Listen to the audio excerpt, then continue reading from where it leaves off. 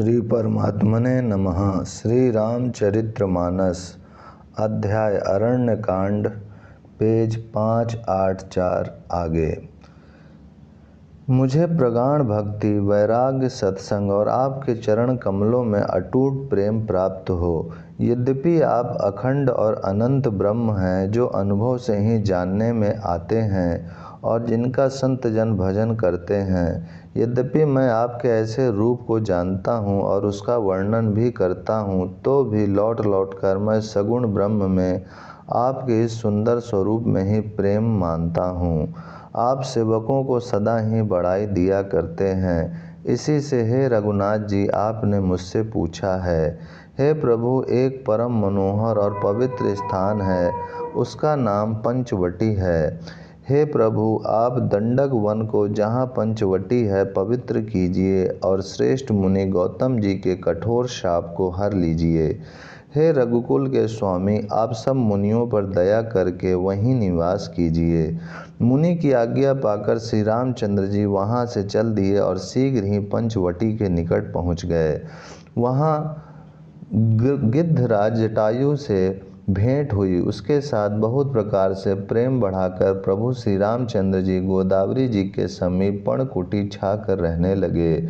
जब से श्री राम जी ने वहाँ निवास किया, तब से मुनि सुखी हो गए। उनका डर जाता रहा। पर्वत, वन, नदी और तालाब शोभा से छा गए। वो दिनों दिन अधिक सुहावने मालूम होने लगे। पक्षी और पशुओं के समूह आनंदित रहते हैं और भंवरे मधुर गुंजार करते हुए शोभा पा रहे हैं। जहाँ प्रत्यक्ष श्री राम जी विराजमान हैं, उस वन का वर्णन सर्पराज शेष जी भी नहीं कर सकते। एक बार प्रभु श्री राम जी सुख से बैठे हुए थे। उस समय लक्ष्मण जी ने उनसे छल रहित सरल वचन कहे।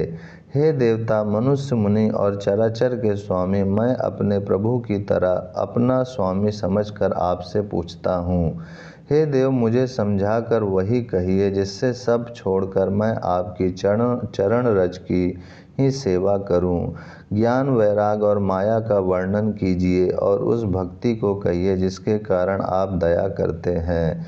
हे प्रभु, ईश्वर और जीव का भेद भी सब समझा कर कहिए, जिससे आपके चरणों में मेरी प्रीति हो और शोक, मोह तथा भ्रम नष्ट हो जाए। श्री राम जी ने कहा, हे तात, मैं थोड़े ही में सब समझा कर कह देता हूँ। तुम मन, चित्त और बुद्धि लगा कर सुनो। मैं और मेरा, तू और तेरा यही माया है, जिसने समस्त जीवों को वश में कर रखा है, इंद्रियों के विषयों को, और जहाँ तक मन जाता है। हे भाई, उस सब को माया जानना। उसके भी एक विद्या और दूसरी अविद्या, इन दोनों भेदों को तुम सुनो। एक अविद्या दुष्ट दोष युक्त है और अत्यंत दुख रूप है, जिसके वश होकर जीव संसार रूपी कुएं में पड़ा हुआ है।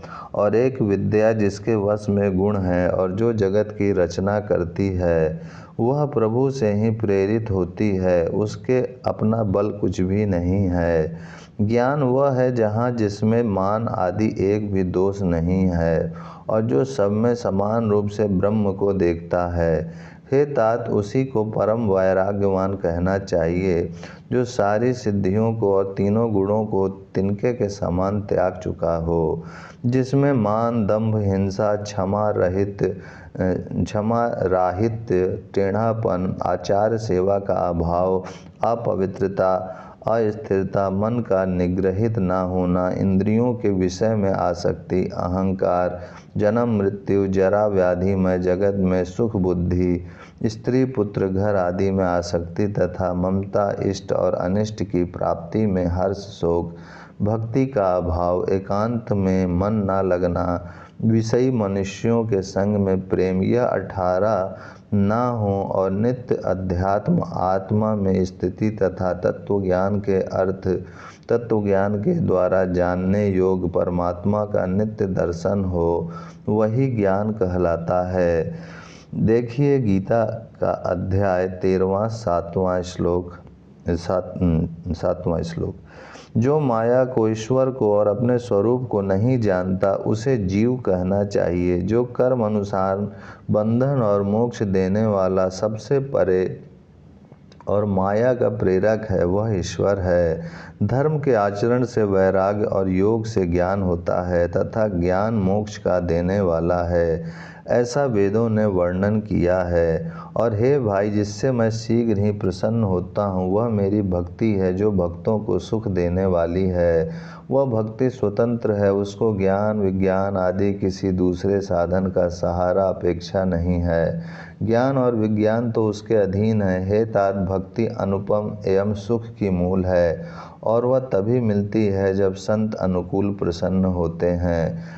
अब मैं भक्ति के साधन विस्तार से कहता हूँ। यह सुगम मार्ग है जिससे जीव मुझको सहज ही पा जाते हैं। पहले तो ब्राह्मणों के चरणों में अत्यंत प्रीति हो और वेद की रीति के अनुसार अपने अपने वर्णाश्रम के कर्मों में लगा रहे। इसका फल फिर विषयों से वैराग्य होगा। तब वैराग्य होने पर मेरे धर्म भागवत धर्म में प्रेम उत्पन्न होगा।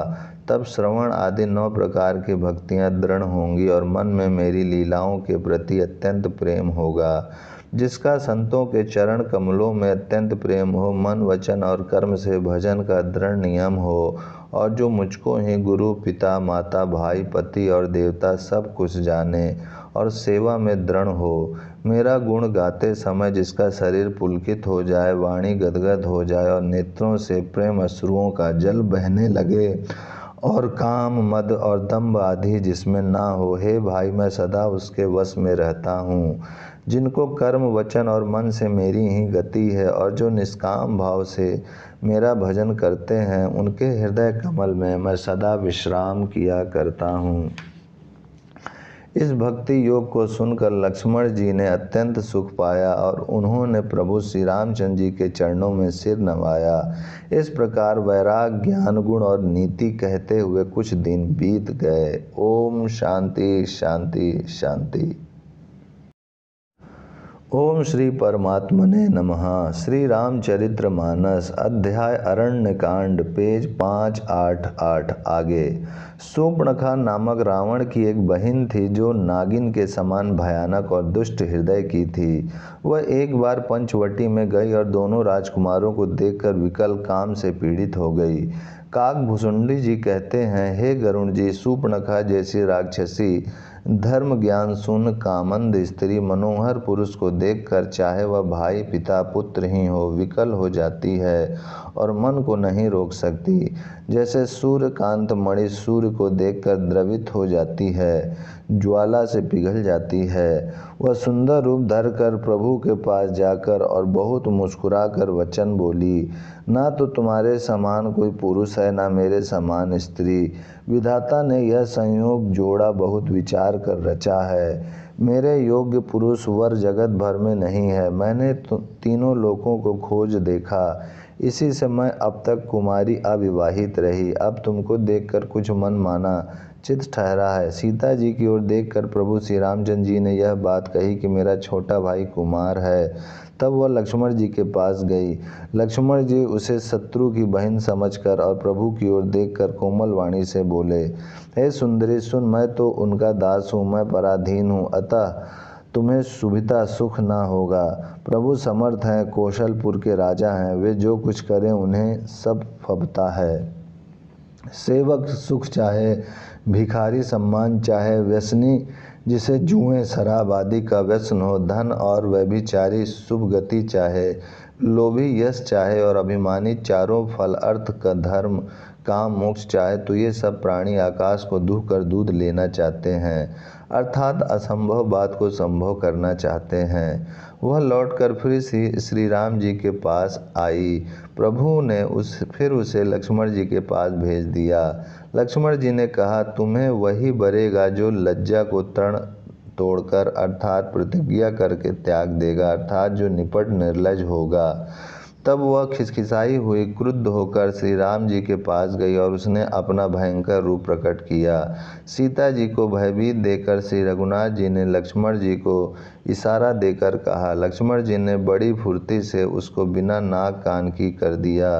मानो उसके हाथ रावण को चुनौती दी हो। बिना नाक कान के वह विकराल हो गई। उसके शरीर से रक्त इस प्रकार बहने लगे मानो काले पर्वत से गेरू की धारा बह रही हो।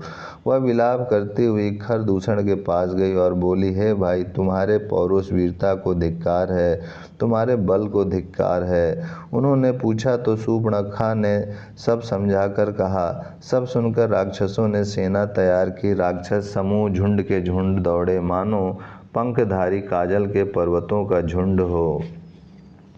वे अनेकों प्रकार के सावरियों पर चढ़े हुए तथा अनेकों आकार सूरतों के हैं। वे अपार हैं और अनेकों प्रकार के असंख्य भयानक हथियार धारण किए हुए हैं। उन्होंने नाक कान कटी हुई अमंगल रूपिणी शूर्पणखा को आगे कर लिया। अनगिनत भयंकर अशकुन हो रहे हैं, परंतु मृत्यु के वश होने के कारण वे सब के सब उनको कुछ गिनते ही नहीं। गरजते हैं, ललकारते हैं और आकाश में उड़ते हैं। सेना देखकर योद्धा लोग बहुत ही हर्षित होते हैं। कोई कहता है, दोनों भाइयों को जीता ही पकड़ कर मार डालो और स्त्री को छीन लो। आकाश मंडल धूल से भर गया। तब श्री राम जी ने लक्ष्मण जी को बुलाकर उनसे कहा, राक्षसों की भयानक सेना आ गई है। जानकी जी को लेकर तुम पर्वत की कंदरा में चले जाओ। सावधान रहना। प्रभु श्री रामचंद्र जी के वचन सुनकर लक्ष्मण जी हाथ में धनुष बाण लिए श्री सीता जी सहित चले। शत्रुओं की सेना समीप चली आई है, यह देखकर श्री राम जी ने हंसकर कठिन धनुष को चढ़ाया। कठिन धनुष को चढ़ाकर सिर पर जटा का जूट बांधते हुए प्रभु कैसे शोभित हो रहे हैं, जैसे मरकतमणि पन्ने के पर्वत पर करोड़ों बिजलियों से दो सांप लड़ रहे हों। कमर में तरकस कसकर विशाल भुजाओं में धनुष लेकर और बाण सुधार कर प्रभु श्री रामचंद्र जी राक्षसों की ओर देख रहे हैं। मानो मतवाले हाथियों के समूह को आता देखकर सिंह उनकी ओर ताक रहा हो। पकड़ो पकड़ो पुकारते हुए राक्षस योद्धा बाग छोड़कर बड़ी तेजी से दौड़े हुए आए और उन्होंने श्री राम जी को चारों ओर से घेर लिया। जैसे बाल सूर उदयकालीन सूर्य को अकेला देखकर मंदेह नामक दैत्य घेर लेते हैं। सौंदर्य माधुर्य निधि प्रभु श्री राम जी को देखकर राक्षसों की सेना थकित रह गई। वे उन पर बाण नहीं छोड़ सके। मंत्री को बुलाकर खरदूषण ने कहा, यह राजकुमार कोई मनुष्य का भूषण है। जितने भी नाग असुर देवता मनुष्य और मुनि हैं, उनमें से हमने ना जाने कितने ही देखे, जीते और मार डाले हैं। पर हे सब भाइयों, सुनो, हमने जन्म भर में ऐसी सुंदरता कहीं नहीं देखी।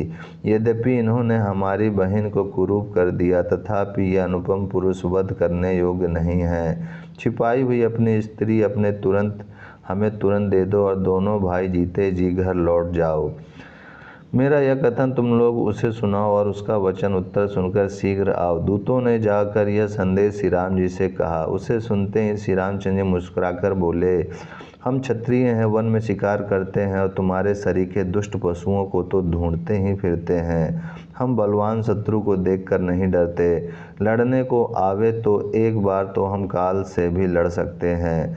यद्यपि हम मनुष्य हैं, परंतु दैत्य कुल का नाश करने वाले और मुनियों की रक्षा करने वाले हैं। हम बालक हैं, परंतु हैं दुष्टों को दंड देने वाले। यदि बल ना हो तो घर लौट जाओ। संग्राम में पीठ दिखाने वाले किसी को मैं नहीं मारता। रण में चढ़ आकर कपट चतुराई करना और शत्रु पर कृपा करना, दया दिखाना तो बड़ा भारी कायरता है। दूतों ने लौटकर तुरंत सब बातें कहीं, जिन्हें सुनकर खरदूषण का हृदय अत्यंत जल उठा। तब उन्होंने कहा, पकड़ लो, कैद कर लो। यह सुनकर भयानक राक्षस योद्धा बाण, धनुष, तोमर, शक्ति, शांग, शूल, बर्छी, कृपण, कटार, परीग और फरसा धारण किए हुए दौड़ पड़े।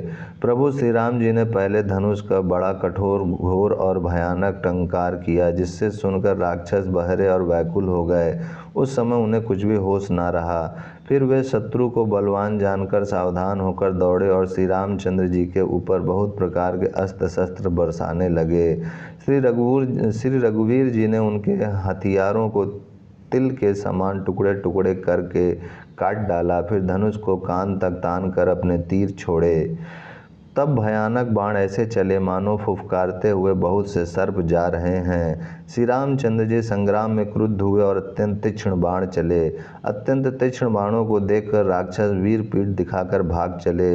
तब खरदूषण और तीसरा तीनों भाई क्रुद्ध होकर बोले, जो रण से भाग कर जाएगा उसका हम अपने हाथ से वध करेंगे। तब मन में मरना ठान कर भागते हुए राक्षस लौट पड़े और सामने होकर वे अनेकों प्रकार के हथियारों से श्री राम जी पर प्रहार करने लगे।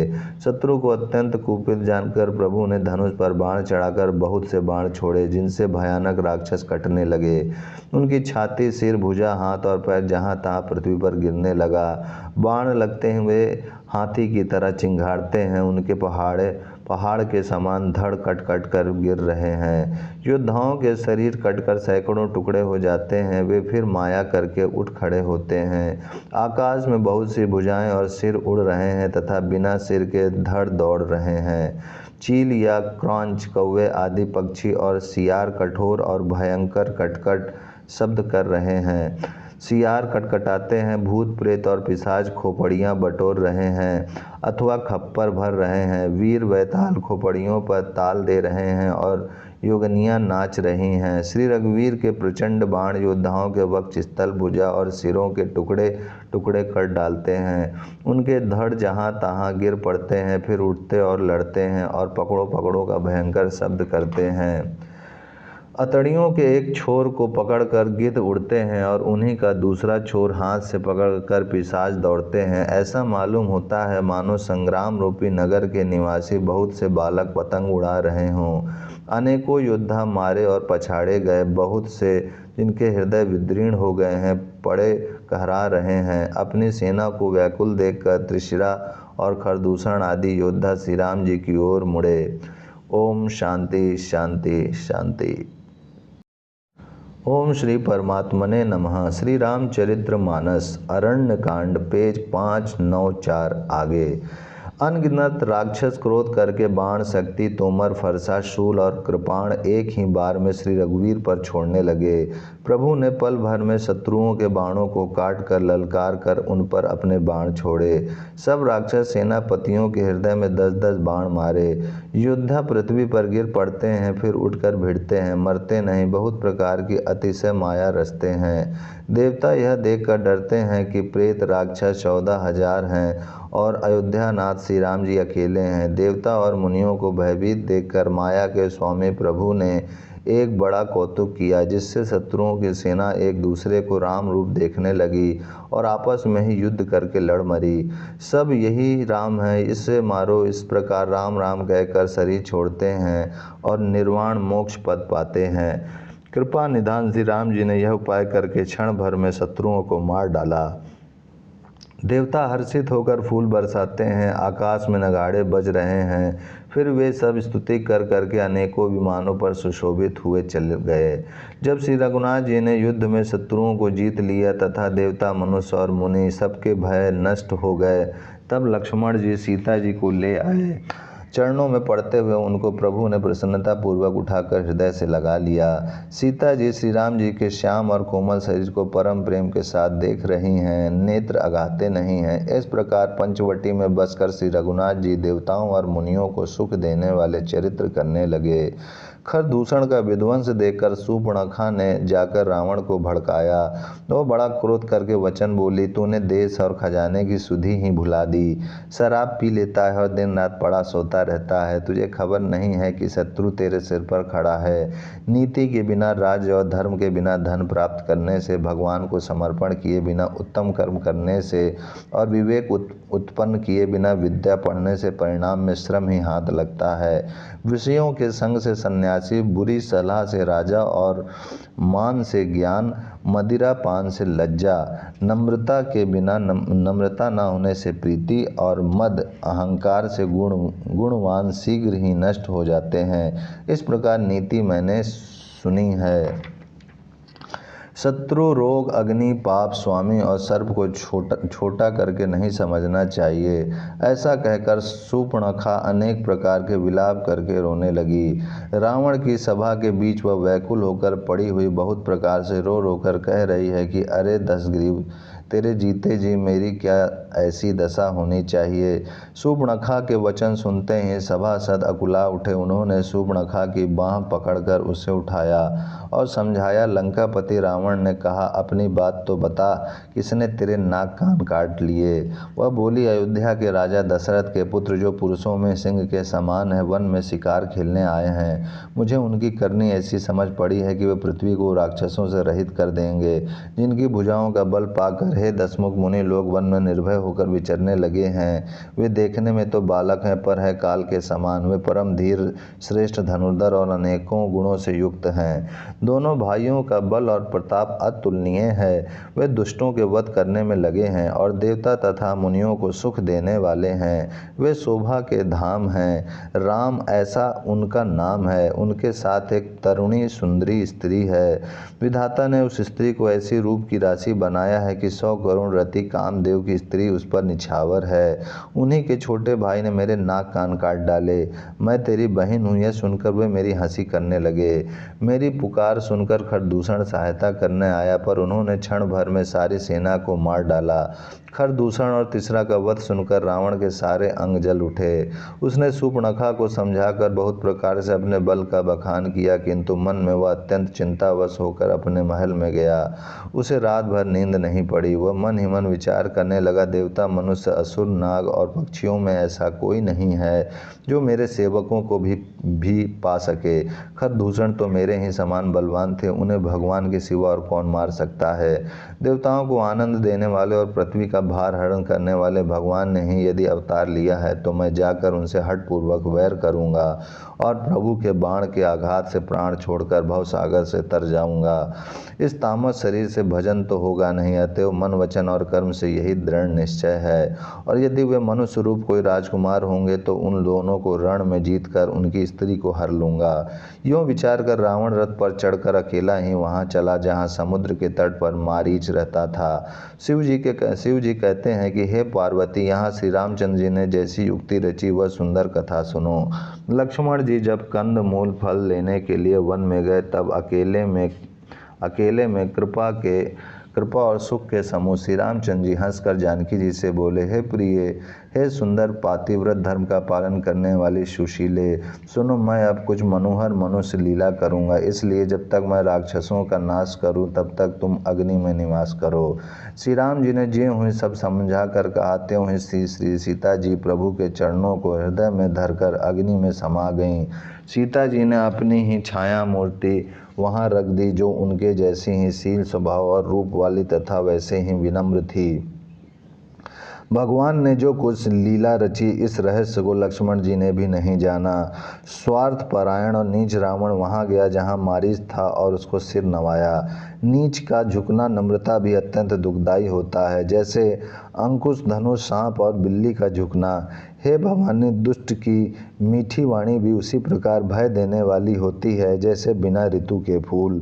तब मारीच ने उसकी पूजा करके आदर पूर्वक बात पूछी, हे तात, आपका मन किस कारण इतना अधिक व्यग्र है और आप अकेले आए हैं। भाग्यहीन रावण ने सारी कथा अभिमान सहित उसके सामने कही और फिर कहा, तुम छल करने वाले कपट मृग बनो, जिस उपाय से मैं उस राजवधू को हर लाऊं। तब मारीच ने कहा, हे तसासी, सुनिए, वे मनुष्य रूप में चराचर के ईश्वर हैं। हे तात, उनसे वैर न कीजिए। उन्हीं के मारने से मरना और उनके जिलाने से जीना होता है। सबका जीवन मरण उन्हीं के अधीन है। यही राजकुमार मुनि विश्वामित्र के यज्ञ की रक्षा के लिए गए थे। उस समय श्री रघुनाथ जी ने बिना फल का बाण मुझे मारा था, जिसे मैं क्षण भर में 100 योजन पर आ गिरा। उनसे वैर करने में भलाई नहीं है। मेरी दशा तो भृंगी के कीड़े की सी हो गई है। अब मैं जहाँ तहाँ श्री राम लक्ष्मण दोनों भाइयों को ही देखता हूँ। और हे तात, यदि वे मनुष्य हैं तो भी बड़े सूरवीर हैं। उनसे विरोध करने में पूरा ना पड़ेगा, सफलता नहीं मिलेगी। जिसने ताड़का और सुबाहु को मारकर शिव जी का धनुष तोड़ दिया और खरदूषण और त्रिशरा का वध कर डाला, ऐसा प्रचंड बली भी कहीं मनुष्य से हो सकता है। अतः अपने कुल की कुशल विचार कर आप घर लौट जाइए। यह सुनकर रावण जल उठा और उसने बहुत सी गालियां दी, दुर्वचन कहे, कहा, अरे मूर्ख, तो गुरु की तरह मुझे ज्ञान सिखाता है। बता तो संसार में मेरे समान योद्धा कौन है। तब मरीच ने हृदय में अनुमान किया कि शस्त्री शस्त्रधारी मर्मी भेद जानने वाला समर्थ स्वामी मूर्ख धनवान वैद्य भाट कवि और रसोइया इन 9 व्यक्तियों से विरोध वैर करने में कल्याण कुशल नहीं होता। जब मारीच ने दोनों प्रकार से अपना मरण देखा तब उसने श्री रघुनाथ जी की शरण तकी, अर्थात उनकी शरण जाने में ही कल्याण समझा। सोचा कि उत्तर देते ही नहीं करते ही यह अभागा मुझे मार डालेगा, फिर श्री रघुनाथ जी के बाण लगने से ही क्यों ना मरूं। ओम शांति शांति शांति। ओम श्री परमात्मने नमः। श्री रामचरितमानस अध्याय अरण्यकांड, पेज 600 आगे। हृदय में ऐसा समझकर वह रावण के साथ चला। श्री राम जी के चरणों में उसका अखंड प्रेम है। उसके मन में इस बात का अत्यंत हर्ष है कि आज मैं अपने परम स्नेही राम जी को देखूंगा, किंतु उसने यह हर्ष रावण को नहीं जनाया। वह मन ही मन सोचने लगा, अपने परम प्रियतम को देखकर नेत्रों को सफल करके सुख पाऊंगा। जानकी जी सहित और छोटे भाई लक्ष्मण जी समेत कृपा निधान श्री राम जी के चरणों में मन लगाऊंगा, जिनका क्रोध भी मोक्ष देने वाला है और जिनकी भक्ति उन अवश्य किसी के वश में न होने वाले स्वतंत्र भगवान को भी वश में करने वाली है। आहा, वे ही आनंद के समुद्र श्री हरि अपने हाथों से बाण संधान कर मेरा वध करेंगे। धनुष बाण धारण किए मेरे पीछे पीछे पृथ्वी पर पकड़ने के लिए दौड़ते हुए प्रभु को मैं फिर फिर कर देखूंगा। मेरे समान धन्य दूसरा कोई नहीं है। जब रावण उस वन के, जिस वन में श्री रघुनाथ जी रहते थे, निकट पहुंचा, तब मारीच कपट मृग बन गया। वह अत्यंत ही विचित्र था, कुछ वर्णन नहीं किया जा सकता। सोने का शरीर मड़ियों से जड़कर बनाया था। सीता जी ने उस परम सुंदर हिरण को देखा, जिसके अंग अंग की छटा अत्यंत मनोहर थी। वे कहने लगी, हे देव, हे कृपालु रघुवीर, सुनिए, इस मृग की छाल बहुत ही सुंदर है। जानकी जी ने कहा, हे सत्य प्रतिज्ञ प्रभु, इसको मारकर इसका चमड़ा ला दीजिए। तब श्री रघुनाथ जी मारीच के कपट मृग बनने का सब कारण जानते हुए भी देवताओं का कार्य बनाने के लिए हर्षित होकर उठे। हिरण को देखकर श्री राम जी ने कमर में फेंटा बांधा और हाथ में धनुष लेकर उस पर सुंदर दिव्य बाण चढ़ाया। फिर प्रभु ने लक्ष्मण जी को समझा कर कहा, हे भाई, वन में बहुत से राक्षस फिरते हैं। तुम बुद्धि और विवेक के द्वारा बल और समय का विचार करके सीता की रखवाली करना। प्रभु को देखकर मृग भाग चला। श्री रामचंद्र जी भी धनुष चढ़ाकर उसके पीछे दौड़े। वेद जिनके विषय में नेति नेति कहकर रह जाते हैं और शिव जी भी जिन्हें ध्यान में नहीं पाते, अर्थात जो मन और वाणी से नितांत पर है, वे ही श्री राम जी माया से बने हुए मृग के पीछे दौड़ रहे हैं। वह कभी निकट आ जाता है और फिर दूर भाग जाता है, कभी तो प्रकट हो जाता है और कभी छिप जाता है। इस प्रकार प्रकट होता और छिपता हुआ तथा बहुतेरे छल करता हुआ वह प्रभु को दूर ले गया।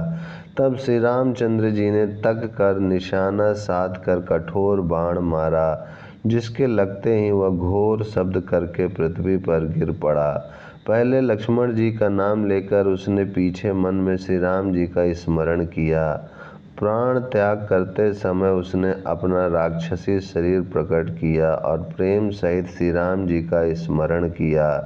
सुजान सर्वज्ञ श्री राम जी ने उसके हृदय के प्रेम को पहचान कर उसे वह गति, अपना परम पद दी जो मुनियों को भी दुर्लभ है। देवता बहुत से फूल बरसा रहे हैं और प्रभु के गुणों की गाथाएं स्तुतियां गा रहे हैं कि श्री रघुनाथ जी ऐसे दीन बंधु हैं कि उन्होंने असुर को भी अपना परम पद दे दिया। दुष्ट मारीच को मारकर श्री रघुवीर तुरंत लौट पड़े। हाथ में धनुष और कमर में तरकस शोभा दे रहा है। इधर जब सीता जी ने दुख भरी वाणी मरते समय मारीच की "हा लक्ष्मण" की आवाज़ सुनी तो वे बहुत ही भयभीत होकर लक्ष्मण जी से कहने लगीं, "तुम शीघ्र जाओ, तुम्हारे भाई बड़े संकट में हैं।" लक्ष्मण जी ने हंसकर कहा, "हे माता, सुनो, जिनके भ्रकुटी विलास भौवें के इशारे मात्र से सारी सृष्टि का लय प्रलय हो जाता है, वे श्री राम जी क्या कभी स्वप्न में भी संकट में पड़ सकते हैं?"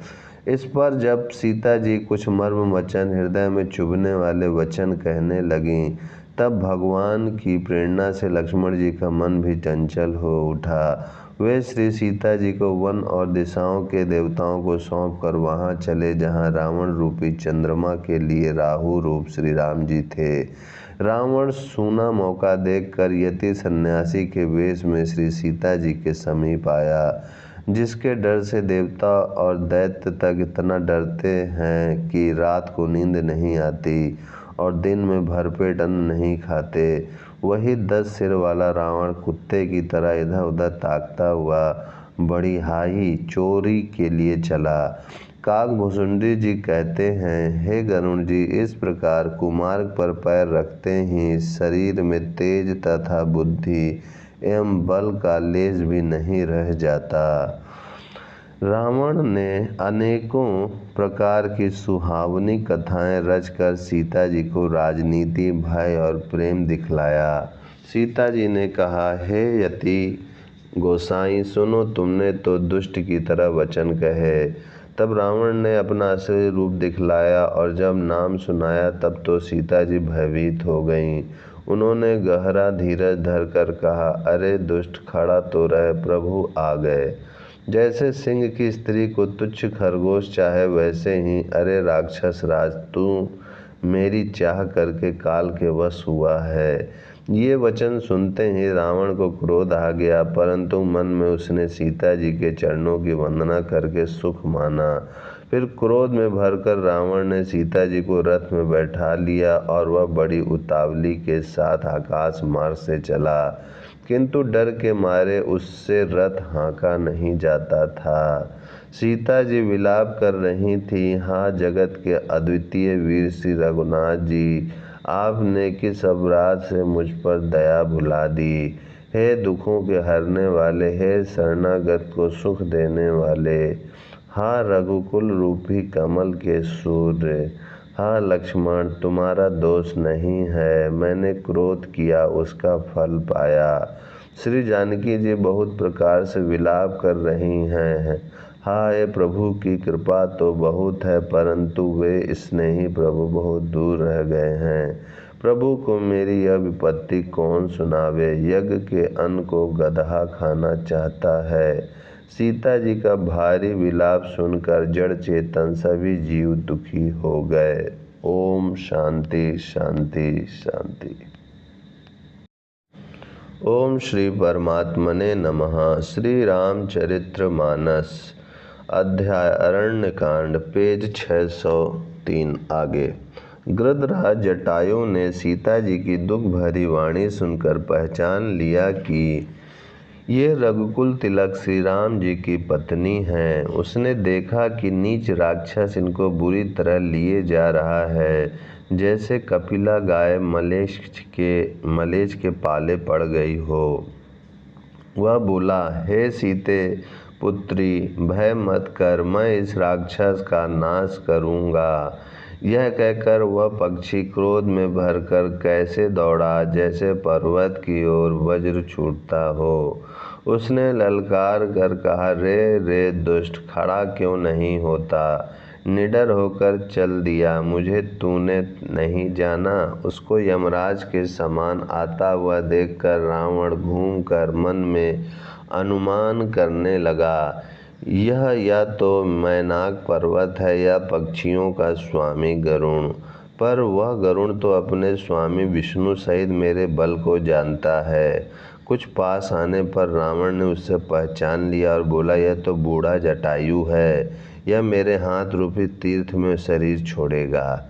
यह सुनते ही गीध क्रोध में भरकर बड़े वेग से दौड़ा और बोला, रावण, मेरी सीखवन सुन, जानकी जी को छोड़कर कुशल पूर्वक अपने घर चला जा, नहीं तो हे बहुत भुजाओं वाले, ऐसा होगा कि श्री राम जी के क्रोध रूपी अत्यंत भयानक अग्नि में तेरा सारा वंश पतिंगा होकर भस्म हो जाएगा। योद्धा रावण कुछ उत्तर नहीं देता। तब गिद्ध क्रोध करके दौड़ा। उसने रावण के बाल पकड़कर उसे रथ के नीचे उतार लिया। रावण पृथ्वी पर गिर पड़ा। गिद्ध सीता जी को एक ओर बैठाकर फिर लौटा और चोंचों से मार मार कर रावण के शरीर को विदीर्ण कर डाला। इससे उसे एक घड़ी के लिए मूर्छा आ गई। तब खिसियाए हुए रावण ने क्रोध युक्त होकर अत्यंत भयानक कठार निकाली और उससे जटायु के पंख काट डाले। पक्षी जटायु श्री राम जी की अद्भुत लीला का स्मरण करके पृथ्वी पर गिर पड़ा। सीता जी को फिर रथ पर चढ़ाकर रावण बड़ी उतावली के साथ चला। उसे भय कम न था। सीता जी आकाश में विलाप करती हुई जा रही हैं, मानो व्याध के वश में पड़ी हुई, जाल में फंसी हुई कोई भयभीत हिरनी हो। पर्वत पर बैठे हुए बंदरों को देखकर सीता जी ने हरि नाम लेकर वस्त्र डाल ली दिया। इस प्रकार वह सीता जी को ले गया और उन्हें अशोक वन में जा रखा। सीता जी को बहुत प्रकार से भय और प्रीति दिखलाकर जब वह दुष्ट हार गया, तब उन्हें यत्न करा के सब व्यवस्था ठीक करा के अशोक वृक्ष के नीचे रख दिया। जिस प्रकार कपट मृग के साथ श्री राम जी दौड़ चले थे, उसी छवि को हृदय में रखकर वे हरि नाम, राम नाम रटती रहती हैं। इधर श्री रघुनाथ जी ने छोटे भाई लक्ष्मण जी को आते देखकर ब्राह्य रूप में बहुत चिंता की और कहा, हे भाई, तुमने जानकी को अकेली छोड़ दिया और मेरी आज्ञा का उल्लंघन कर यहाँ चले आए। राक्षसों के झुंड वन में फिरते रहते हैं। मेरे मन में ऐसा आता है कि सीता आश्रम में नहीं है। छोटे भाई लक्ष्मण जी ने श्री राम जी के चरण कमलों को पकड़कर हाथ जोड़कर कहा, हे नाथ, मेरा कुछ भी दोष नहीं है। लक्ष्मण जी सहित प्रभु श्री राम जी वहाँ गए जहाँ गोदावरी के तट पर उनका आश्रम था। आश्रम को जानकी जी से रहित देखकर श्री राम जी साधारण मनुष्य की भांति व्याकुल और दीन दुखी हो गए। वे विलाप करने लगे, हाँ गुणों की खान जानकी, हाँ रूपशील, व्रत और नियमों में पवित्र सीते। लक्ष्मण जी ने बहुत प्रकार से समझाया। तब श्री राम जी लताओं और वृक्षों की पंक्तियों से पूछते हुए चले, हे पक्षियों, हे पशुओं, हे भंवरों की पंक्तियों, तुमने कहीं मृग नयनी सीता को देखा है? खंजन, तोता, कबूतर, हिरण, मछली, भंवरों का समूह, प्रवीण, कोयल, कुंदकली, अनार, बिजली, कमल, शरद का चंद्रमा और नागिनी, वरुण का पास, कामदेव का धनुष, हंस, गज और सिंह, ये सब आज अपनी प्रशंसा सुन रहे हैं। बेल, स्वर्ण और केला हर्षित हो रहे हैं। इनके मन में जरा भी शंका और संकोच नहीं है। हे जानकी, सुनो, तुम्हारे बिना ये सब आज ऐसे हर्षित हैं मानो राज पा गए हों। अर्थात तुम्हारे अंगों के सामने ये सब तुच्छ, अपमानित और लज्जित थे। आज तुम्हें न देखकर ये अपनी शोभा के अभिमान में भूल रहे हैं। तुमसे यह अनख स्पर्धा कैसे सही जाती है? हे प्रिय, तुम शीघ्र ही प्रकट क्यों नहीं होती? इस प्रकार अनंत ब्रह्मांडों के अथवा महामहिमामयी स्वरूपा शक्ति श्री सीता जी के स्वामी श्री राम जी सीता जी को खोजते हुए इस प्रकार विलाप करते हैं, मानो कोई महाविरही और अत्यंत कामी पुरुष हो। पूर्ण काम, आनंद की राशि, अजन्मा और अविनाशी श्री राम जी मनुष्यों के से चरित्र कर रहे हैं। आगे जाने पर उन्होंने गृधपति जटायु को पड़ा देखा। वह श्री राम जी के चरणों का स्मरण कर रहा था, जिनमें ध्वजा, कुलिस आदि की रेखाएं चिन्ह हैं। कृपा सागर श्री रघुवीर ने अपने कर कमल से उसके सिर का स्पर्श किया, उसके सिर पर कर कमल फेर दिया। शोभा धाम श्री राम जी का परम सुंदर मुख देखकर उसकी सब पीड़ा जाती रही। तब धीरज धरकर गिद्ध ने यह वचन कहा, हे भव जन्म मृत्यु के भय का नाश करने वाले श्री राम जी, सुनिए हे नाथ, रावण ने मेरी यह दशा की है, उसी दुष्ट ने जानकी जी को हर लिया है। हे गोसाई, वह उन्हें लेकर दक्षिण दिशा को गया है। सीता जी कुर्री कुर्ज की तरह अत्यंत विलाप कर रही थीं। हे प्रभु, मैंने आपके दर्शनों के लिए ही प्राण रोक रखे थे। हे कृपा निधान, अब ये चलना ही चाहते हैं। श्री रामचंद्र जी ने कहा, हे तात, शरीर को बनाए रखिए। तब उसने मुस्कुराते हुए मुंह से यह बात कही, मरते समय जिनका नाम मुख में आ जाने से अधम महान पापी भी मुक्त हो जाता है, ऐसा वेद गाते हैं, वही आप मेरे नेत्रों के विषय होकर सामने खड़े हैं। हे नाथ, अब मैं किस कमी की पूर्ति के लिए देह को रखूं? नेत्रों में जल भरकर श्री रघुनाथ जी कहने लगे, हे तात, आपने अपने श्रेष्ठ कर्मों से दुर्लभ गति पाई है। जिनके मन में दूसरे का हित बसता है, समाया रहता है, उनके लिए जगत में कुछ भी कोई भी गति दुर्लभ नहीं है। हे तात, शरीर छोड़कर आप मेरे पास मेरे परम धाम में जाइए। मैं आपको क्या दूं, आप तो पूर्ण काम हैं, सब कुछ पा चुके हैं। ओम शांति शांति शांति। ओम श्री परमात्मने नमः। श्री रामचरित्र मानस अध्याय अरण्यकांड पेज 608 आगे। हे तात, सीता हरण की बात आप जाकर पिताजी से ना कहिएगा। यदि मैं राम हूँ तो दसमुख रावण कुटुंब सहित वहाँ आकर स्वयं ही कहेगा। जटायु ने गिद्ध की देह त्याग कर हरि का रूप धारण किया और बहुत से अनुपम दिव्य आभूषण और दिव्य पीताम्बर पहन लिए। श्याम शरीर है, विशाल 4 भुजाएं हैं और नेत्रों में प्रेम तथा आनंद के आंसुओं का जल भरकर वह स्तुति कर रहा है।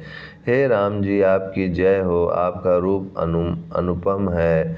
आप निर्गुण हैं, सगुण हैं और सत्य ही गुणों के माया के प्रेरक हैं।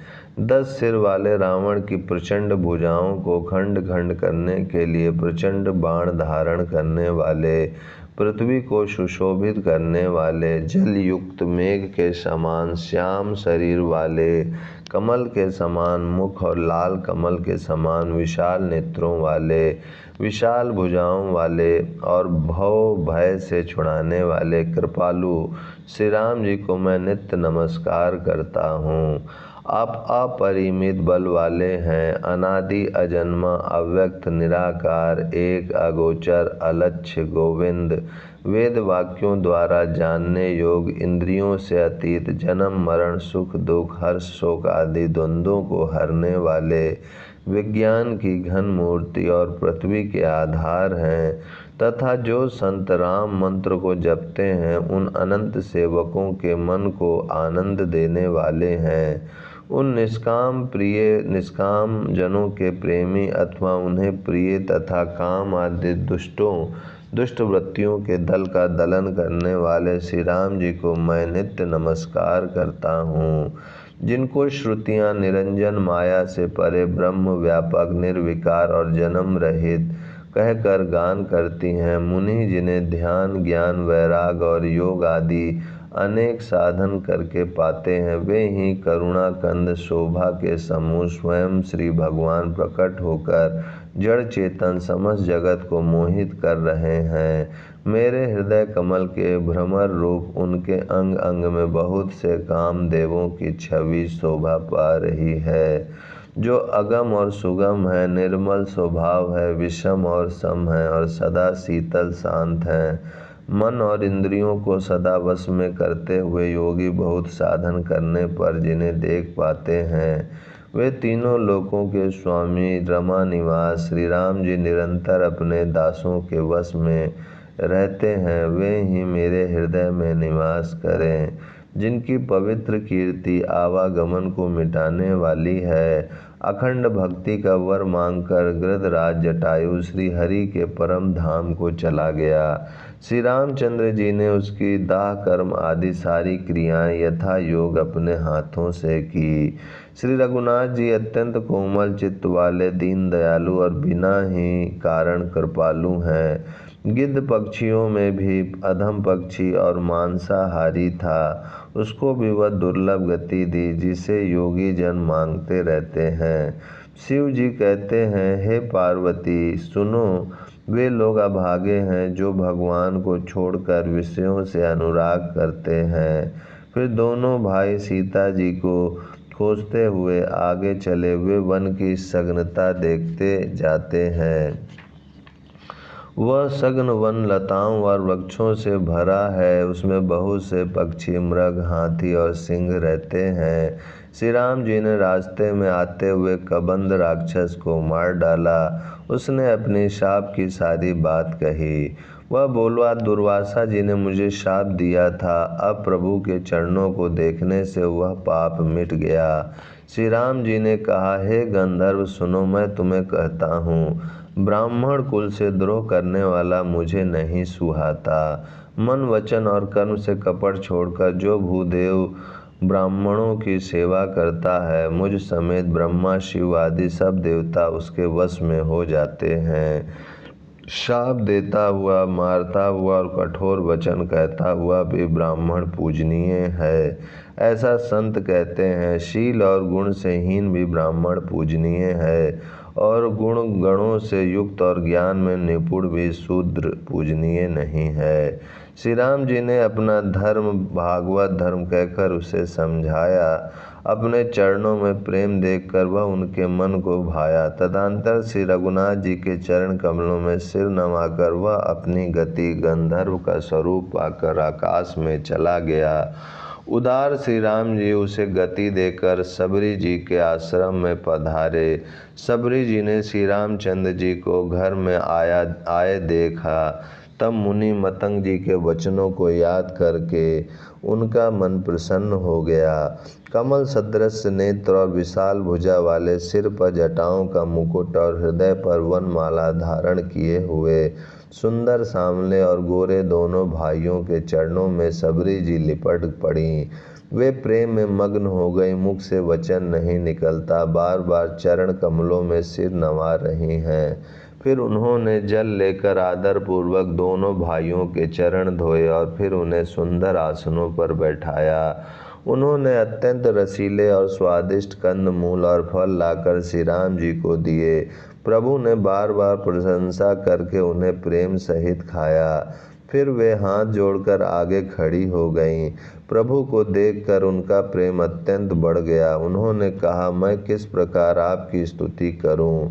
मैं नीच जाति की और अत्यंत मूढ़ बुद्धि हूँ, जो अधम से भी अधम है। स्त्रियां उनमें भी अत्यंत अधम है, और उनमें भी हे पाप नाशन, मैं मंद बुद्धि हूँ। श्री रघुनाथ जी ने कहा, हे भामिनी, मेरी बात सुन। मैं तो केवल एक भक्ति ही का संबंध मानता हूँ। जाति पाति, कुल, धर्म, बड़ाई, धन, बल, कुटुंब, गुण और चतुरता, इन सब के होने पर भी भक्ति से रहित मनुष्य कैसा लगता है? जैसे जलहीन बादल शोभाहीन दिखाई पड़ता है। मैं तुझसे अब अपनी नवधा भक्ति कहता हूँ, तू सावधान होकर सुन और मन में धारण कर। पहली भक्ति है संतों का सत्संग, दूसरी भक्ति है मेरे कथा प्रसंग में प्रेम, तीसरी भक्ति है अभिमान रहित होकर गुरु के चरण कमलों की सेवा, और चौथी भक्ति यह है कि कपट छोड़कर मेरे गुण समूहों का गान करे, मेरे राम मंत्र का जाप और मुझमें दृढ़ विश्वास। यह पांचवी भक्ति है जो वेदों में प्रसिद्ध है। छठी भक्ति है इंद्रियों का निग्रह, शील, अच्छा स्वभाव या चरित्र, बहुत कार्यों से वैराग और निरंतर संत पुरुषों के धर्म आचरण में लगे रहना। सातवीं भक्ति है जगत भर को समभाव से मुझ में ओतप्रोत राममय देखना और संतों को मुझसे भी अधिक करके मानना। आठवीं भक्ति है जो कुछ मिल जाए उसी में संतोष करना और स्वप्न में भी पराये दोषों को ना देखना। नवीं भक्ति है सरलता और सबके साथ कपट रहित बर्ताव करना, हृदय में मेरा भरोसा रखना और किसी भी अवस्था में हर्ष और दैन्य विषाद का न होना। इन नवों में से जिनके एक भी होती है वह स्त्री पुरुष जड़ चेतन कोई भी हो, हे भामिनी मुझे वही अत्यंत प्रिय है। फिर तुझमें तो सभी प्रकार की भक्ति दृढ़ है, अतएव जो गति योगियों को भी दुर्लभ है वही आज तेरे लिए सुलभ हो गई है। ओम शांति शांति शांति। ओम श्री परमात्मने नमः। श्री रामचरित्र मानस अध्याय अरण्यकांड पेज 612 आगे। मेरे दर्शन का परम अनुपम फल यह है कि जीव अपने सहज स्वरूप को प्राप्त हो जाता है। हे भामिनी, अब यदि तू गजगामिनी जानकी की कुछ खबर जानती हो तो बता। सबरी ने कहा, हे रघुनाथ जी, आप पंपा नामक सरोवर को जाइए, वहाँ आपकी सुग्रीव से मित्रता होगी। हे देव, हे रघुवीर, वह सब हाल बतावेगा। हे धीर बुद्धि, आप सब जानते हुए भी मुझसे पूछते हैं। बार बार प्रभु के चरणों में सिर नवाकर प्रेम सहित उसने सब कथा सुनाई। सब कथा कहकर भगवान के मुख के दर्शन कर हृदय में उनके चरण कमलों को धारण कर लिया और योग अग्नि से देह को त्याग कर जलाकर वह उस दुर्लभ हरि पद में लीन हो गई जहाँ से लौटना नहीं होता। तुलसीदास जी कहते हैं कि अनेकों प्रकार के कर्म, अधर्म और बहुत से मत ये सब शोकप्रद हैं। हे मनुष्यों, इनका त्याग कर दो और विश्वास करके श्री राम जी के चरणों में प्रेम करो। जो नीच जाति की और पापों की जन्मभूमि थी, ऐसी स्त्री को भी जिन्होंने मुक्त कर दिया। अरे महादुर्बुद्धिमन, तू ऐसे प्रभु को भूल कर सुख चाहता है। श्री रामचंद्र जी ने उस वन को भी छोड़ दिया और वे आगे चले। दोनों भाई अतुलनीय बलवान और मनुष्यों में सिंह के समान हैं। प्रभु विरही की तरह विषाद करते हुए अनेकों कथाएं और संवाद कहते हैं। हे लक्ष्मण, जरा वन की शोभा तो देखो, इसे देखकर किसका मन क्षुब्ध नहीं होगा। पक्षी और पशुओं के समूह सभी स्त्री सहित मानो वे मेरी निंदा कर रहे हैं। हमें देखकर जब डर के मारे हिरणों के झुंड भागने लगते हैं, तब हिरनियाँ उनसे कहती हैं, तुमको भय नहीं है, तुम तो साधारण हिरणों से पैदा हुए हो, अतः तुम आनंद करो, ये तो सोने का हिरण खोजने आए हैं। हाथी हथनियों को साथ लगा लेते हैं, वे मानो मुझे शिक्षा देते हैं कि स्त्री को कभी अकेला नहीं छोड़ना चाहिए। भली भांति चिंतन किए हुए शास्त्रों को भी बार बार देखते रहना चाहिए। अच्छी तरह सेवा किए हुए भी राजा को वश में नहीं समझना चाहिए। और स्त्री को चाहे हृदय में ही क्यों न रखा जाए, परंतु युवती स्त्री शास्त्र और राजा किसी के वश में नहीं रहते। हे तात, इस सुंदर वसंत को तो देखो, प्रिया के बिना मुझको यह भय उत्पन्न कर रहा है। मुझे विरह से व्याकुल, बलहीन और बिल्कुल अकेला जानकर कामदेव ने वन भंवरों और पक्षियों को साथ लेकर मुझ पर धावा बोल दिया। परंतु जब उसका दूत यह देख गया कि मैं भाई के साथ हूँ, अकेला नहीं हूँ, तब उसकी बात सुनकर कामदेव ने मानो सेना को रोककर डेरा डाल दिया है। विशाल वृक्षों में लताएं उलझी हुई ऐसी मालूम होती हैं मानो नाना प्रकार के तंबू तान दिए गए हैं। केला और ताड़ सुंदर ध्वजा पताका के समान है। इन्हें देखकर वही नहीं मोहित होता जिसका मन धीर है। अनेकों वृक्ष नाना प्रकार से फूले हुए हैं, मानो अलग अलग बाना वर्दी धारण किए हुए बहुत से तीरंदाज हों। कहीं कहीं सुंदर वृक्ष शोभा दे रहे हैं, मानो योद्धा लोग अलग अलग होकर छावनी डाले हों। कोयले कूज रही हैं, वही मानो मतवाले हाथी चिंघाड़ रहे हैं। ढींक और महोक पक्षी मानो ऊंट और खच्चर हैं। मोर, चकोर, तोते, कबूतर और हंस मानो सब सुंदर ताजी अरबी घोड़े हैं। तितर और बटेर पैदल सिपाहियों के झुंड हैं। कामदेव की सेना का वर्णन नहीं हो सकता। पर्वतों की शिलाएं रथ और जल के झरने नगाड़े हैं। पपीहे भाट हैं जो गुण समूह विरदावली का वर्णन करते हैं। भवनों की गुंजार भेरी और सहनाई है। शीतल मंद और सुगंधित हवा मानो दूत का काम लेकर आई है। इस प्रकार चतुरांगणी सेना साथ लिए कामदेव मानो सबको चुनौती देता हुआ विचर रहा है। हे लक्ष्मण, कामदेव की इस सेना को देखकर जो धीर बने रहते हैं, जगत में उन्हीं की वीरों में प्रतिष्ठा होती है। इस कामदेव के एक स्त्री का बड़ा भारी बल है, उससे जो बच जाए वही श्रेष्ठ योद्धा है। हे तात, काम, क्रोध और लोभ ये 3 अत्यंत प्रबल दुष्ट हैं। ये विज्ञान के धाम मुनियों के भी मन को पल भर में क्षुब्ध कर देते हैं। लोभ को इच्छा और दंभ का बल है, काम को केवल स्त्री का बल है, क्रोध को कठोर वचनों का बल है। श्रेष्ठ मुनि विचार कर ऐसा कहते हैं। शिव जी कहते हैं, हे पार्वती, श्री रामचंद्र जी गुणातीत, तीनों गुणों से परे, चराचर जगत के स्वामी और सबके अंतर की जानने वाले हैं। उपयुक्त बातें कहकर उन्होंने कामी लोगों की दीनता, बेबसी दिखलाई है और धीर विवेकी पुरुषों के मन में वैराग्य को दृढ़ किया है। क्रोध, काम, लोभ, मद और माया ये सभी श्री राम जी की दया से छूट जाते हैं।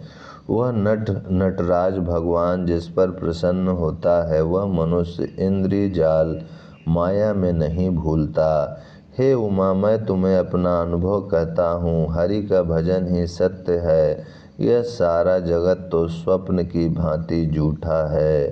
फिर प्रभु श्री राम जी पंपा नामक सुंदर और गहरे सरोवर के तीर पर गए। ओम शांति शांति शांति।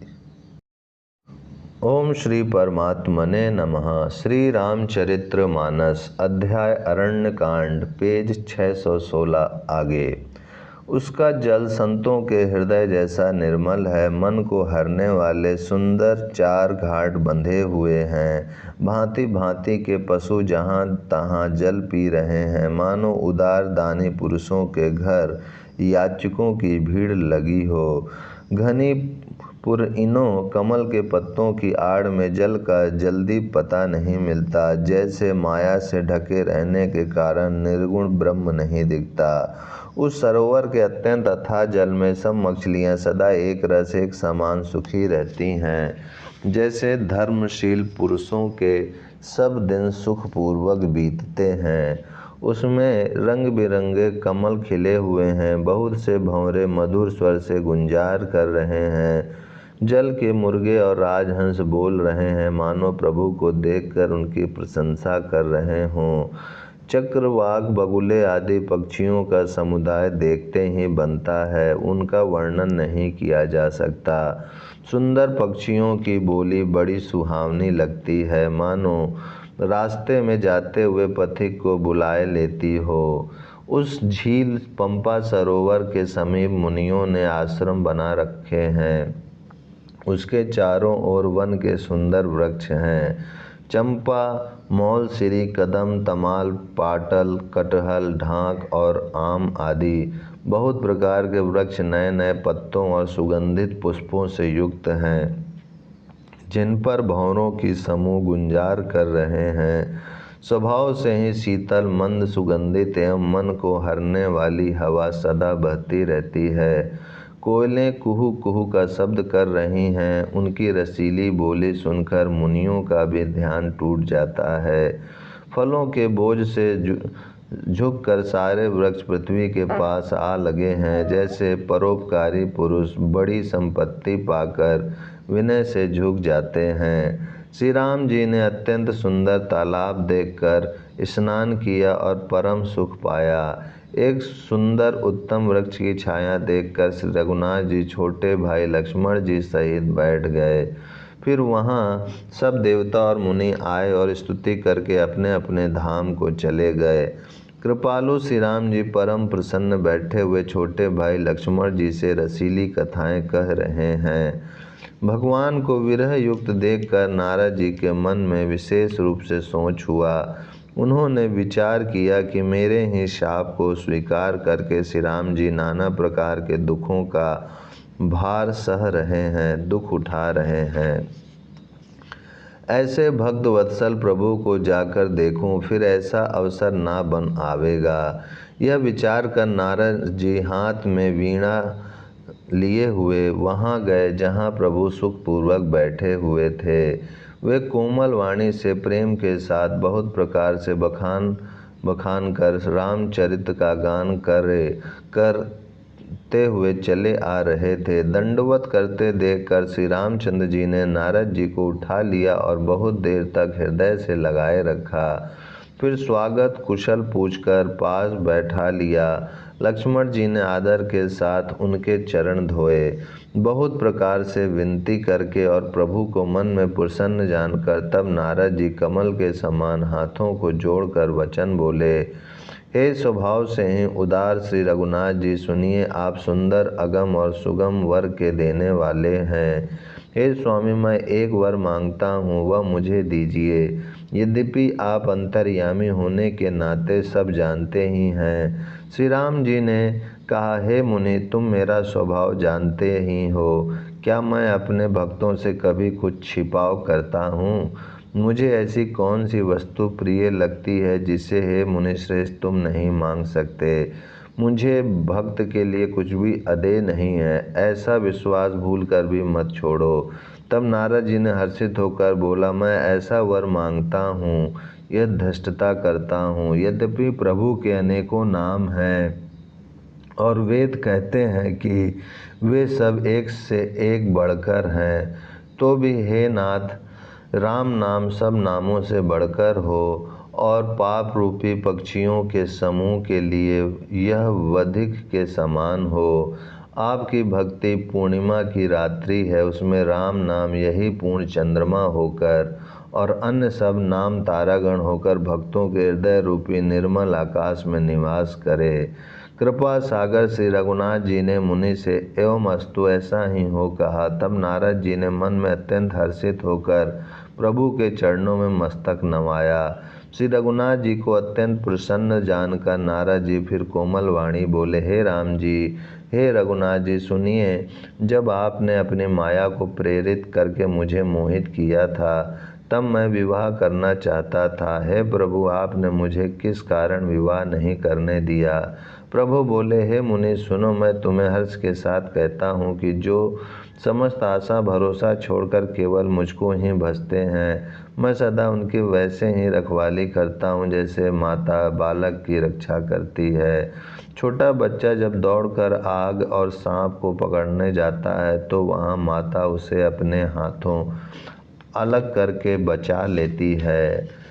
सयाना हो जाने पर उस पुत्र पर माता प्रेम तो करती है, परंतु पिछली बात नहीं रहती, अर्थात मातृ परायण शिशु की तरह फिर उसको बचाने की चिंता नहीं करती, क्योंकि वह माता निर्भर ना कर अपनी रक्षा आप करने लगता है।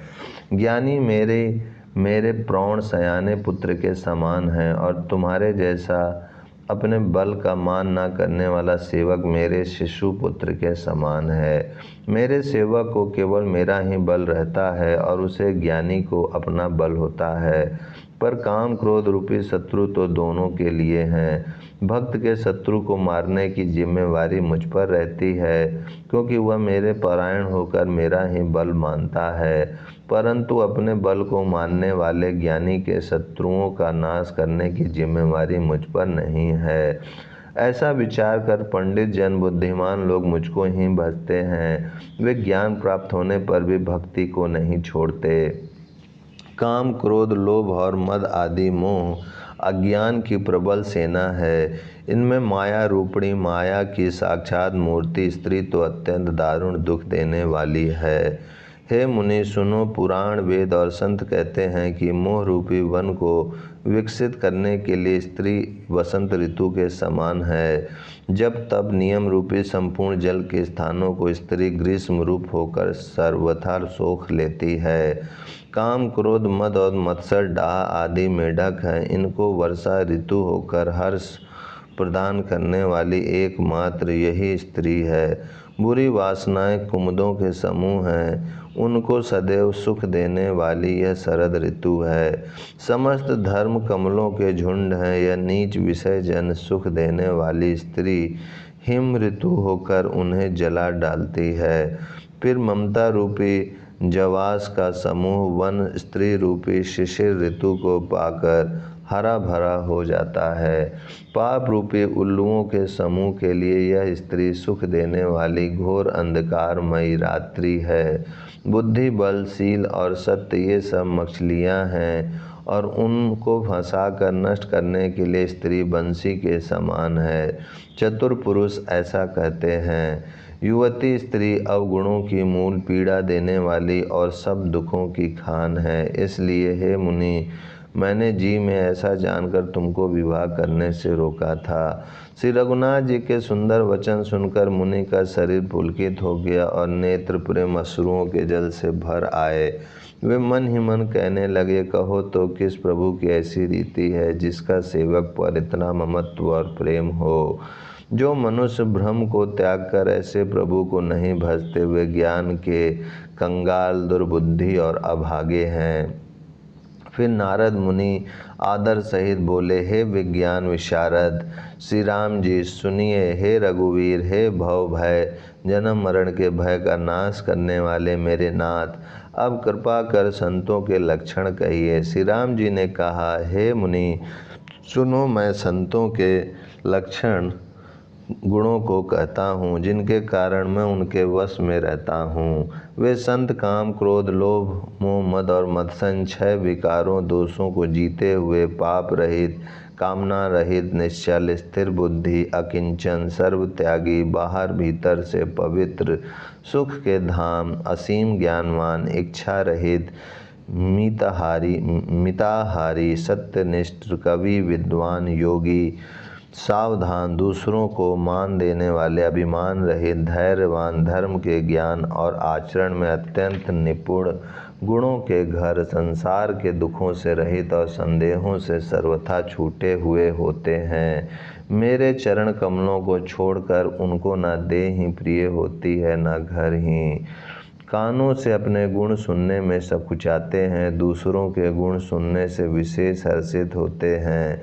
सम और शीतल हैं, न्याय का कभी त्याग नहीं करते, सरल स्वभाव होते हैं और सभी से प्रेम रखते हैं। वे जब तप, व्रत, दम, संयम, नियम में रत रहते हैं और गुरु, गोविंद तथा ब्राह्मणों के चरणों में प्रेम रखते हैं। उनमें श्रद्धा, क्षमा, मैत्री, दया, मुदिता, प्रसन्नता और मेरे चरणों में निष्कपट प्रेम होता है तथा वैराग, विवेक, विनय, विज्ञान, परमात्मा के तत्व का ज्ञान और वेद पुराण का यथार्थ ज्ञान रहता है। वे दंभ, अभिमान और मद कभी नहीं करते और भूल कर भी कुमार्ग पर पैर नहीं रखते। सदा मेरी लीलाओं को गाते सुनते हैं और बिना ही कारण दूसरों के हित में लगे रहने वाले होते हैं। हे मुनि सुनो, संतों के जितने गुण हैं उनको सरस्वती और वेद भी नहीं कह सकते, शेष और शारद भी नहीं कह सकते। यह सुनते ही नारद जी ने श्री राम जी के चरण कमल पकड़ लिए। दीन बंधु कृपालु प्रभु ने इस प्रकार अपने श्रीमुख से अपने भक्तों के गुण कहे। भगवान के चरणों में बार बार सिर नवाकर नारद जी ब्रह्मलोक को चले गए। तुलसीदास जी कहते हैं कि वे पुरुष धन्य हैं जो सब आशा छोड़कर केवल श्री हरि के रंग में रंगे गए हैं। जो लोग रावण के शत्रु श्री राम जी का पवित्र यश गावेंगे और सुनेंगे, वे वैराग, जप और योग के बिना ही श्री राम जी की दृढ़ भक्ति पावेंगे। युवती स्त्रियों का शरीर दीपक की लौ के समान है। हे मन, तू उसका पतंगा ना बन। काम और मद को छोड़कर श्री राम जी का भजन कर और सदा सत्संग कर। कलयुग इति श्री रामचरितमानस सकल कलिषु विध्वंसने तृतीय सोपना समाप्ता। कलयुग के संपूर्ण पापों को विध्वंस करने वाले श्री रामचरितमानस का यह तीसरा सोपन समाप्त हुआ। अरण्य कांड समाप्त। ओम शांति शांति शांति।